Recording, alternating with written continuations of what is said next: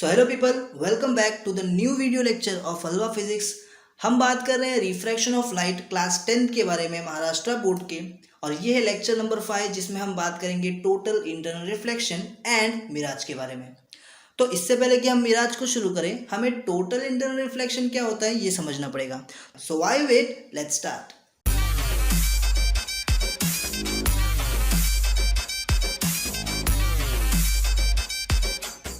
तो यहाँ पर ये जो ऊपर वाला पार्ट है वो है एयर, और जो नीचे वाला पार्ट है वो है ग्लास। ठीक है, यानी कि ऊपर एयर मीडियम है एंड नीचे जो है वो ग्लास मीडियम है।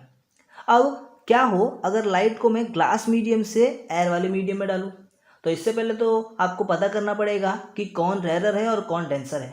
So you already know air जो है वो रेरर मीडियम होगा बिकॉज इसका रिफ्रैक्टिव इंडेक्स कम होता है, और जो ग्लास है वो डेंसर मीडियम होगा बिकॉज इसका रिफ्रैक्टिव इंडेक्स ज़्यादा होता है। तो मैं यहाँ पे क्या कर रहा हूँ, मैं ग्लास से एयर के मीडियम में एक लाइट को इंसिडेंट करा रहा हूँ। देखते क्या होता है।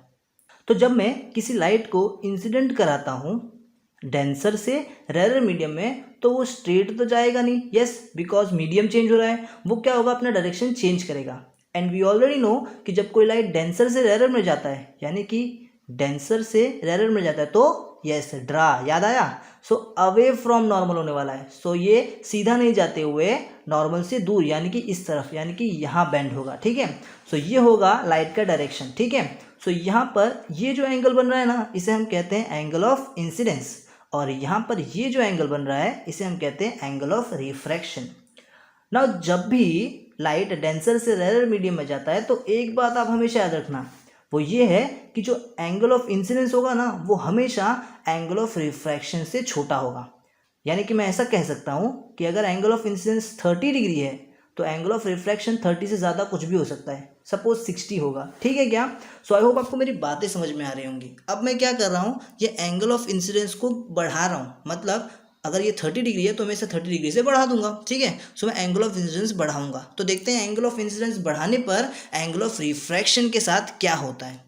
तो अब आप देख सकते हैं कि जैसे ही मैंने एंगल ऑफ इंसिडेंस को बढ़ा दिया, एंगल ऑफ रिफ्रैक्शन भी क्या होगा, बढ़ेगा। देखो ना, अब ये स्ट्रेट तो जाएगा नहीं और अवे फ्रॉम द नॉर्मल होने वाला है बिकॉज डेंसर से रेरर है। तो यहाँ पर जो ये रिफ्रैक्टेड रे है, ये कुछ इस पाथ को फॉलो कर रहा है। अब अगर मैं एंगल ऑफ इंसिडेंस को काउंट करूँ, तो यहाँ पर एंगल ऑफ इंसिडेंस कुछ इतना बनेगा, और एंगल ऑफ रिफ्रैक्शन जैसा हमें पता है उससे ज़्यादा ही बनने वाला है, कुछ इतना बनेगा। ठीक है, सो यहाँ पर भी एंगल ऑफ रिफ्रैक्शन ज़्यादा है। हमारा ये टॉपिक नहीं है। अभी देखो इसके बाद क्या होने वाला है। तो मैं अभी भी क्या करूँगा, इस एंगल ऑफ इंसिडेंस को बढ़ाऊँगा। तो जब एंगल ऑफ इंसिडेंस इसके बाद भी बढ़ेगा, तब कुछ अलग होने वाला है। अब आप ध्यान से देखते रहना। सो अब जैसे ही मैंने एंगल ऑफ इंसिडेंस को और बढ़ाया, यानी कि एंगल ऑफ इंसिडेंस कुछ इतना हो गया, जो एंगल ऑफ रिफ्रैक्शन है अब वो स्ट्रेट नहीं जाएगा, बल्कि वो तो देखिए इस लाइन के ऊपर ही आ गया है। यानी कि यहाँ पर अगर आप एंगल ऑफ रिफ्रैक्शन को अगर आप एंगल ऑफ रिफ्रैक्शन को यहाँ पर मेजर करेंगे, तो वो कुछ 90 डिग्री आपको बनते हुए दिखेगा। कितना बनते हुए दिखेगा? 90 डिग्री। तो यहाँ पर कुछ अलग नहीं हुआ। यस, यहाँ पर जो एंगल ऑफ रिफ्रैक्शन है वो 90 डिग्री बन गया। तो अब एक चीज़ आपको याद रखना इस जगह पे, बहुत अच्छी चीज़ है, ध्यान से सुनना। जब भी एंगल ऑफ रिफ्रैक्शन, क्या बोला मैंने, जब भी एंगल ऑफ रिफ्रैक्शन आपका 90 डिग्री बन जाए, तो उस टाइम पे जो भी एंगल ऑफ इंसिडेंस होगा ना, उसको आप एंगल ऑफ इंसिडेंस नहीं, बल्कि उसे आप कहेंगे क्रिटिकल एंगल। क्या कहेंगे? Critical angle. So now you know what critical angle is. So critical angle क्या है? क्रिटिकल एंगल एक ऐसा एंगल ऑफ इंसिडेंस है जिसके लिए एंगल ऑफ रिफ्रैक्शन 90 डिग्री होगा। क्लियर? सो जब भी एंगल ऑफ रिफ्रैक्शन 90 डिग्री बन जाए, समझ जाना उस समय जो एंगल ऑफ इंसिडेंस बन रहा है वो angle of incidence he critical angle है। ओके, और क्रिटिकल एंगल को हम लोग IC से डिनोट करते हैं, I to the base C। But अब भी मैं नहीं मान रहा। मैं क्या कर रहा हूँ, मैं अभी भी इस एंगल ऑफ इंसिडेंस, देखो ये क्रिटिकल एंगल है बट है तो एंगल ऑफ इंसिडेंस ही ना, तो अभी भी मैं इस एंगल ऑफ इंसिडेंस, या फिर मैं इसे क्रिटिकल एंगल को, क्रिटिकल एंगल को बढ़ा रहा हूँ, एंगल ऑफ इंसिडेंस को बढ़ा रहा हूँ। तब देखता हूँ मैं यहाँ पर क्या होने वाला है। तब और भी कुछ मज़ेदार चीज़ होने वाली है यहाँ पे। सो क्या नोटिस किया आपने? यस, आप यहाँ पर देख पा रहे हैं, अब मैंने एंगल ऑफ इंसिडेंस को या फिर मैं बोलूँ क्रिटिकल एंगल और बढ़ाया और बढ़ा दिया और ग्रेटर कर दिया। जैसे मैंने यहाँ पे एंगल ऑफ इंसिडेंस को बढ़ाया, अब जो मेरा एंगल ऑफ रिफ्रैक्शन है वो आप देख सकते हैं अब एंगल ऑफ रिफ्रैक्शन नहीं रहा, बल्कि वो तो एंगल ऑफ रिफ्लेक्शन बन गया। एंगल ऑफ रिफ्रैक्शन नहीं, मैं एंगल ऑफ रिफ्लेक्शन की बात कर रहा हूँ। मतलब यहाँ पर होना चाहिए एंगल ऑफ रिफ्रैक्शन, मतलब जो लाइट है उसे रिफ्रैक्ट होना चाहिए, बट आप देख सकते हैं यहाँ पे लाइट रिफ्रैक्ट नहीं हुआ है, बल्कि लाइट जो है वो रिफ्लेक्ट हो गया है। अब ऐसा क्यों हुआ? बिकॉज अब यहाँ पर और कितना बढ़ेगा एंगल ऑफ इंसिडेंस, आप देखिए ना, यहाँ पर एंगल ऑफ इंसिडेंस इतना हो गया है, ठीक है। अब इसके लिए एंगल ऑफ रिफ्रैक्शन इससे पहले 90 डिग्री हो चुका था, अब 90 डिग्री से कम तो हो नहीं सकता, वापस वो बढ़ेगा ही, और बढ़ के क्या हो गया यहाँ पे रिफ्लेक्ट ही हो गया। क्या हो गया? रिफ्लेक्ट हो गया। तो अब यहाँ पर जैसे ही मैंने क्रिटिकल एंगल से एंगल ऑफ इंसिडेंस को और बढ़ाया, मैंने देखा कि जो लाइट है वो रिफ्रैक्ट होने की जगह रिफ्लेक्ट हो गया, और इसी फिनोमेना को मैं कहता हूँ टोटल इंटरनल रिफ्लेक्शन। क्या कहता हूँ मैं इसे? Total internal reflection. Total internal reflection. तो आज के बाद कोई भी आपसे बोले बताओ भाई टोटल इंटरनल रिफ्लेक्शन क्या होता है, तो बोलने का उसे कभी भी अगर मैं एंगल ऑफ इंसिडेंस को क्रिटिकल एंगल से बढ़ा दूंगा, क्या बोलोगे? एंगल ऑफ इंसिडेंस को क्रिटिकल एंगल से बढ़ा दूंगा, तब जो लाइट होगा वो रिफ्रैक्ट होने की जगह ना रिफ्लेक्ट हो जाएगा और उसी मीडियम में वापस आ जाएगा, ठीक है। और उस समय उस प्रोसेस को, उस फिनोमेना को मैं बोलूँगा टोटल इंटरनल रिफ्लेक्शन। क्लियर हो गया आपको? पक्का। अब ये जो टोटल इंटरनल रिफ्लेक्शन हुआ है, इसका नाम टोटल इंटरनल रिफ्लेक्शन क्यों है पता है? बिकॉज यहाँ पर जितनी भी लाइट है ना वो सबकी सब सेम मीडियम में वापस आ गई है। एक भी लाइट, 1% भी लाइट आपको वो बाजू जाते हुए अब नहीं दिखेगी, सारे के सारी लाइट कहाँ आ गई है? इसी मीडियम में आ गई है, ठीक है। इसलिए हम इसे बोल रहे हैं टोटल इंटरनल रिफ्लेक्शन। एक और बात है यहाँ पे जो बहुत अच्छी है, वो ये है कि जो रिफ्लेक्शन हुआ है ना, ये रिफ्लेक्शन के जितने लॉज है उन्हें भी फॉलो करता है। यानी कि रिफ्लेक्शन के लॉ क्या है? हाँ, कि जो एंगल ऑफ इंसिडेंस है, angle of refraction, sorry angle of incidence है, एंगल ऑफ रिफ्लेक्शन है, और जो नॉर्मल है वो एक प्लेन में होंगे, वो तो हमेशा से ही है ना। रिफ्रैक्शन के टाइम पे भी था।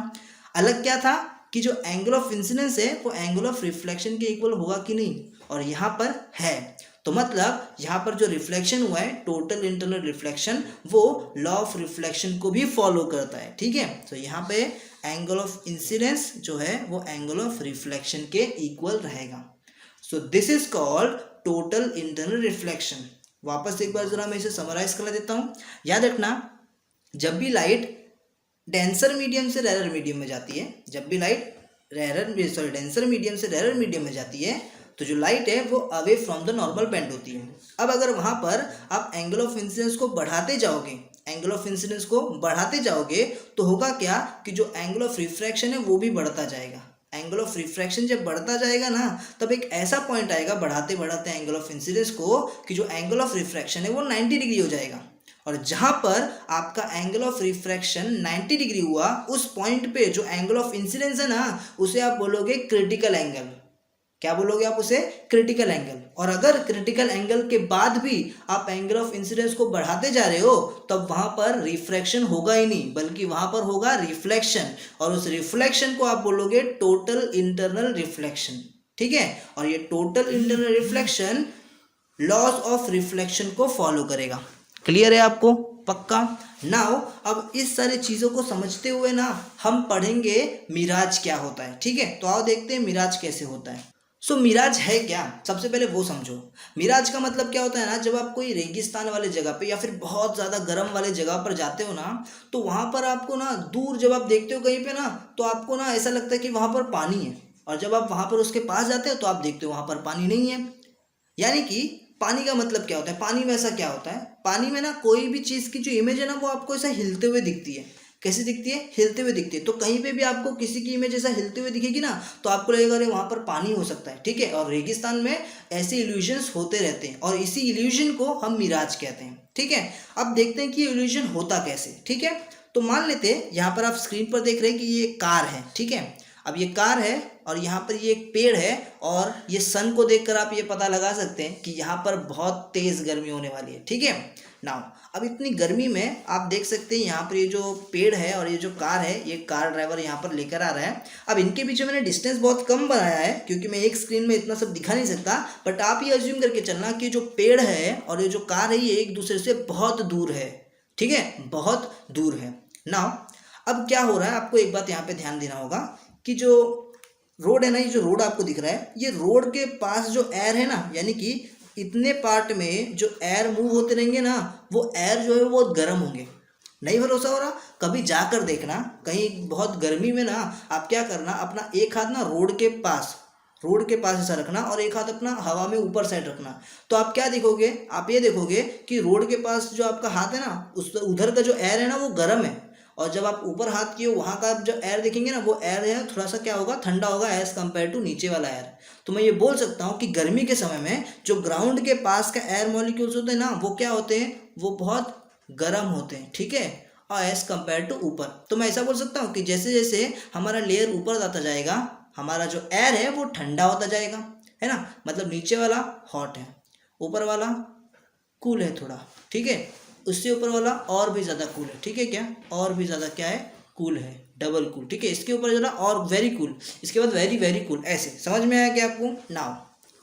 नाउ एक बात आपको ये समझनी है यहाँ पे कि अगर कोई एयर हॉट है तो इसका मतलब क्या होगा, इसका मतलब ये है कि उसकी डेंसिटी जो होती है ना, उसकी डेंसिटी कम हो जाएगी। मतलब अगर कोई एयर हॉट है ना, तो मतलब उसकी डेंसिटी कम हो जाएगी, यानी कि उसकी रिफ्रैक्टिव इंडेक्स भी कम, तो वो होगा रेरर मीडियम। क्या होगा, रेरर मीडियम, यानी कि अगर कोई मीडियम हॉट है तो वो रेरर मीडियम है, ठीक है। इन अ सेम वे अगर कोई मीडियम कूल है तो उसकी डेंसिटी क्या होगी, ज़्यादा, उसकी डेंसिटी ज़्यादा, तो मतलब उसका रिफ्रैक्टिव इंडेक्स भी ज़्यादा, और वो क्या बन जाएगा, डेंसर मीडियम।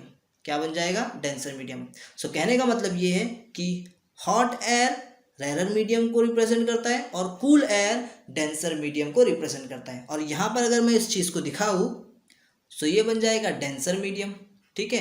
अब नीचे वाला है वो थोड़ा गर्म होगा ना ऊपर वाले कंपैरिजन में, तो ये बन जाएगा रेरर मीडियम, ठीक है। नीचे वाला और ज़्यादा रेरर मीडियम है ना, very rarer medium, very rarer medium. इसके नीचे वाला वेरी वेरी रेरर मीडियम, इसके नीचे वाला very very very rarer medium, इसके नीचे वाला बहुत ज़बरदस्त। सर समझ में आ गया है ना। सो कहने का मतलब है कि जो मीडियम है वो पहले डेंसर होगा, फिर थोड़ा सा रेरर, फिर थोड़ा और रेरर, फिर थोड़ा और रेरर, फिर थोड़ा और रेरर।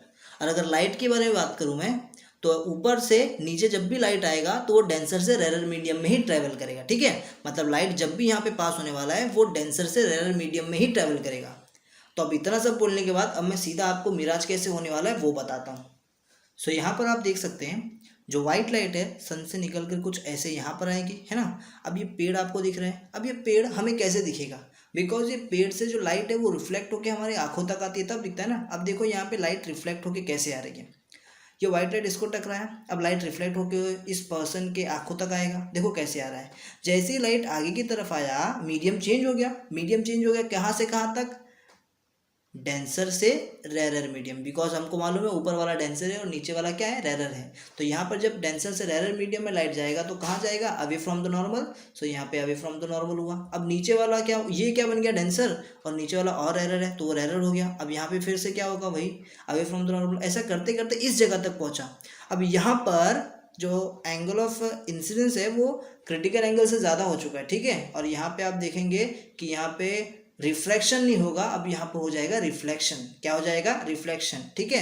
अब कैसे होता है ये आपको समझ में आ चुका है, मैंने पहले आपको बता दिया टोटल इंटरनल रिफ्लेक्शन कैसे होता है। सो यहाँ पर क्या हो गया, इसके आंखों तक पहुंचा, ठीक है, टोटल इंटरनली रिफ्लेक्ट होकर, टोटल इंटरनली रिफ्लेक्ट होकर अब इसके आंखों में पहुंचा ये लाइट, है ना। अब इसको कहाँ दिखेगा, ये जो ये पेड़ है, ये जो आपको ट्री दिख रहा है यहाँ पे, ये ट्री कहाँ दिखेगा इसे, ह्यूमन आई की प्रॉपर्टी याद है, ह्यूमन आई की प्रॉपर्टी है कि लाइट, ह्यूमन आई को लाइट जहाँ से आते हुए दिखती है ना, उसे लगता है कि उसके ही स्ट्रेट में लाइट का सोर्स है। यानी कि जो यहाँ पे ये इसका इमेज है, ये जो पेड़ का इमेज है, ये इसको इसके स्ट्रेट में ही दिखने वाला है। तो यहाँ पर जब इस लाइट के स्ट्रेट में जाएंगे, इस लाइट के स्ट्रेट में जाएंगे, स्ट्रेट में आ गए, यहाँ पर आपको क्या दिखेगा, इस पेड़ का उसको रिफ्लेक्शन दिखेगा, ठीक है। सो यहाँ पर उसे उस पेड़ का रिफ्लेक्शन दिख रहा है और उसे लगेगा हाँ पेड़ के नीचे ये पेड़ ऐसा हिलते हुए और रिफ्लेक्शन दिख रहा है, सो मतलब ये थोड़ा सा मतलब आपको सेम टू सेम दिखेगा, थोड़ा हिलते हुए दिखेगा। जैसे पानी में कैसे कोई ऑब्जेक्ट दिखता है हिलते हुए, वैसा उसे ये ऑब्जेक्ट दिखेगा। तो इसे क्या लगेगा दूर से देखकर कि शायद ये ना यहाँ पर पानी, जो पेड़ है इस पेड़ के नीचे वाटर है। ये कार एकदम भगा के इसके पास तक लेके आएगा और इसे दिखेगा कि यहाँ पे तो पानी है ही नहीं। तो इसी टाइप के इल्यूजन्स को हम लोग कहते हैं मिराज। तो ये इल्यूजन्स कब होते हैं? ये इल्यूजन्स होते हैं सबसे पहला गर्मी के मौसम में, दूसरा डिस्टेंस बहुत ज़्यादा रहता है तब होता है, ठीक है। अब जब टोटल इंटरनल रिफ्लेक्शन की बात कर दूँ, तो जो टोटल इंटरनल रिफ्लेक्शन है वो कब कब होता है, उसके कंडीशंस क्या है? सबसे पहला कंडीशन टोटल इंटरनल रिफ्लेक्शन के लिए कि जो मीडियम है वो डेंसर से रेयर मीडियम होना चाहिए, ठीक है। जब भी लाइट डेंसर से रेयर मीडियम में जाएगा तभी आप टोटल इंटरनल रिफ्लेक्शन देख पाते हो, ठीक है। मिराज में भी हमने ये देखा डेंसर से रेयर मीडियम था तभी तो वहाँ पे टोटल इंटरनल रिफ्लेक्शन हुआ, ठीक है। यहाँ पे भी टोटल इंटरनल रिफ्लेक्शन का कंडीशन क्या है? सबसे पहला कि जो लाइट है वो डेंसर से रेयर मीडियम में जाना चाहिए, और दूसरा सबसे इंपॉर्टेंट, जो लाइट है एंगल ऑफ इंसिडेंस है वो क्रिटिकल एंगल से ज़्यादा होना चाहिए। जब भी लाइट मतलब जो एंगल ऑफ इंसिडेंस है वो क्रिटिकल एंगल से ज़्यादा हुआ तभी आपको क्या देखने मिलेगा? तभी आपको टोटल इंटरनल रिफ्लेक्शन देखने के लिए मिलेगा, ठीक है। So that's all about total internal reflection and mirage. I hope आपको ये वीडियो समझ में आया होगा। Thank you.